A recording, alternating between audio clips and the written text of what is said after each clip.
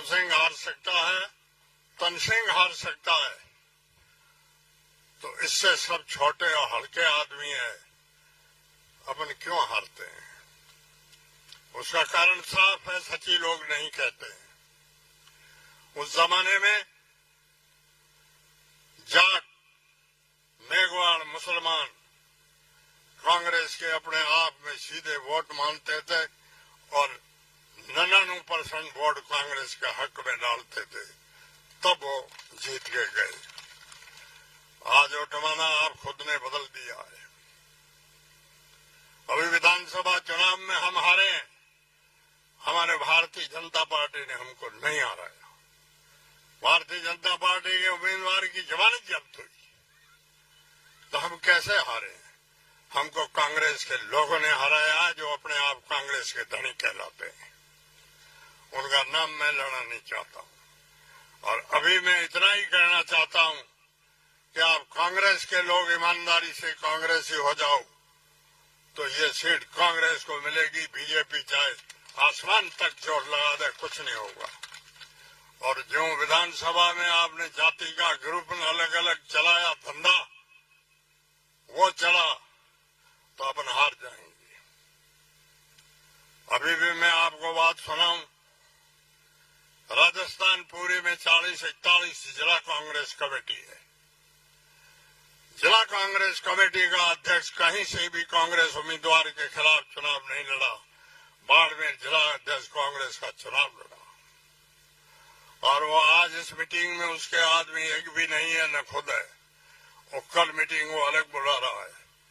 तो आप सीधी मान लो यहाँ 2 ग्रुप कांग्रेस के हैं, और ये 2 ग्रुप आज तक नहीं रहेंगे, अगले 40 सालों तक रहेंगे। 40 साल तक यहाँ से मुसलमान एमएलए नहीं जीतेगा। ये मुसलमान दिमाग से बात निकाल रहे हैं, क्योंकि मुसलमान इस सीट से 22% है। 78% यहाँ के वोटर हिंदू है। मुसलमानों में चाहे छोटा भी एक ग्रुप अलग हो गया, तो हिंदू इतने बेवकूफ नहीं है जो आप मुसलमान को वोट डालें। कोई नहीं डालेगा। मुसलमानों से तो ये सीट चली गई, न मिलेगी। मेरा तो भाई उम्र के लिहाज से भी आगे कोई चुनाव नहीं लड़ना, न लड़ूंगा, और आगे वाले चुनाव तक हम रहेंगे कि नहीं रहेंगे। हमने हमारी उम्र सन 55 से कांग्रेस के सदस्य हैं, और आज तक कांग्रेस पार्टी में रहे हैं, और दूसरी पार्टी में हम एक दिन भी नहीं गए हैं।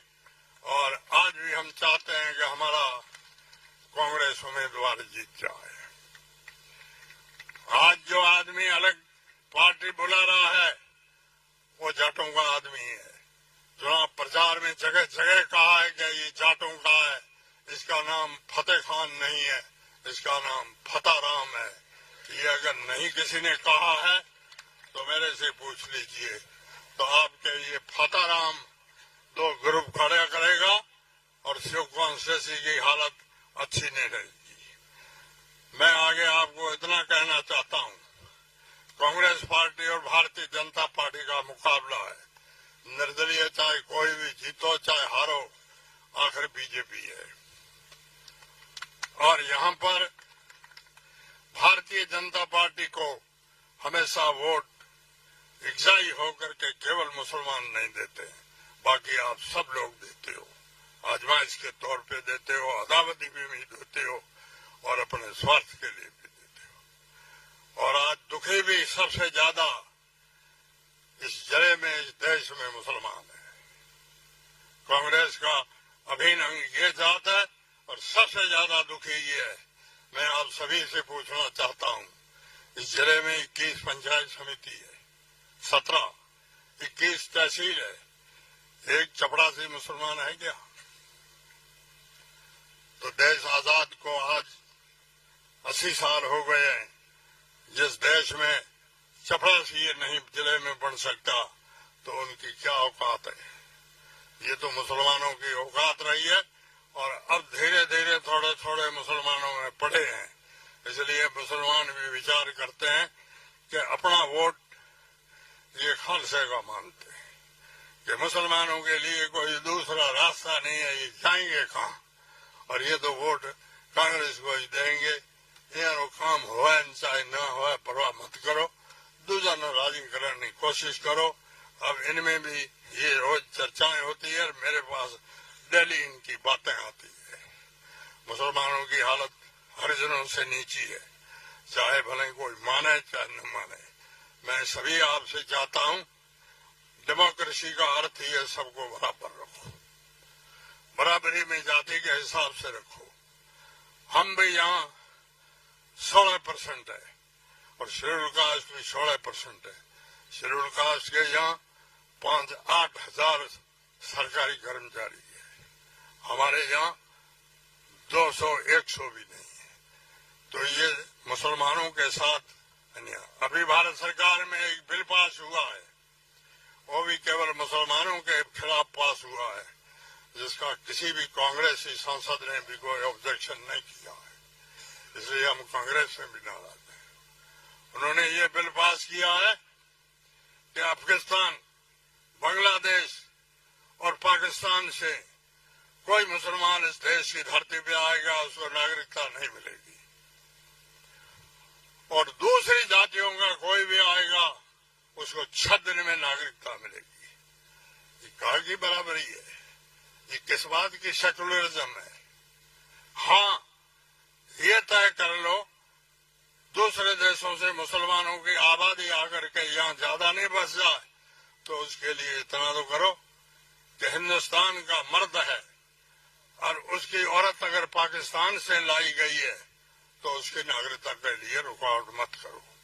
मेरे गांव के पड़ोस में एक बूढ़िया गांव है, उसमें एक आदमी पाकिस्तान से शादी करके आया जिसको 24 साल हुए, उसको अभी तक नागरिकता नहीं मिली है, 4 उसके बच्चे हो गए, अब उसको आकर पाकिस्तान जाना पड़ेगा। कोई आदमी विचार नहीं करता है। तो मुसलमान जी में अपने आप किसी पर सुखी नहीं है, दुखी है। और मैं आप लोगों से इतना ही चाहूंगा, मेरे खिलाफ लगातार वोट 2 जाति देती है, एक तो शेड्यूल कास्ट देती है और एक जाट देते हैं। मैंने 25 साल यहाँ राजस्थान की विधानसभा में निकाला है, इन दोनों जाति का एक भी आदमी बता दे कि मैंने किसी मामले में इनसे 5 रुपया लिया है, एक भी आदमी कोई बता दे कि मैंने इनके किसी गांव में विकास की कोई इकाई होने नहीं दी, रुका दी है। पिछली बार भी मेरे को वोट नहीं मिले, लेकिन मैंने ढगारी, शास्त्री गांव, रातड़ी गांव, धरानी मेघवालों की ढाणी, भिंडानी मेघवालों की ढाणी, समेलों का तला, देदू शहर, इन मेघवालों के गांव में हर सेकेंडरी स्कूलें खोली है, जहां मुझे एक भी वोट नहीं मिला है। हम बहुत नरपस्ता और ईमानदारी से चले हैं और अभी भी जब तक जिंदे हैं तब राजनीतिक तो नहीं करेंगे, लेकिन हम ईमानदारी से व्यवहार रखेंगे, किसी के साथ अत्याचार नहीं करेंगे। लास्ट में इतना ही कहता हूं कि अपना MP साधारण और शरीफ आदमी दिखता है, इसको जिताने की कोशिश करो। जय हिंद, धन्यवाद।